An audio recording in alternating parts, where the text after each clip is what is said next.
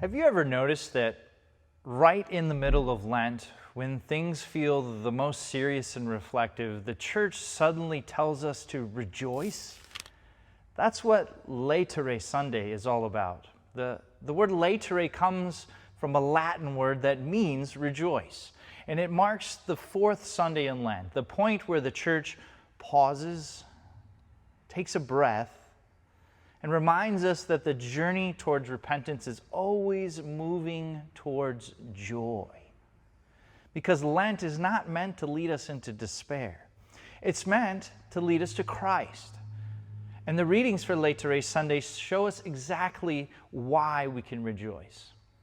In the book of Exodus, the people of Israel are wandering in the wilderness. They're hungry, they're complaining, they're afraid that they won't survive.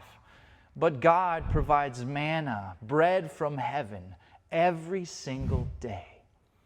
Not enough to hoard, not enough to control the future, just enough for that day. Daily bread. God here is teaching the people of Israel to trust.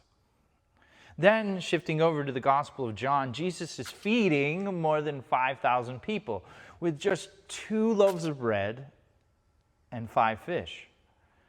And when everyone is finished eating, there's 12 baskets left over, representative of the 12 tribes in Israel. In the wilderness, God provided for just enough. But in Jesus, we see something even greater, God's abundance.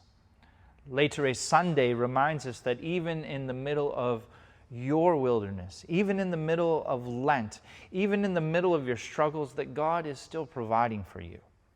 And in Jesus, God is giving you not just bread for the day, but the bread of life for your whole journey.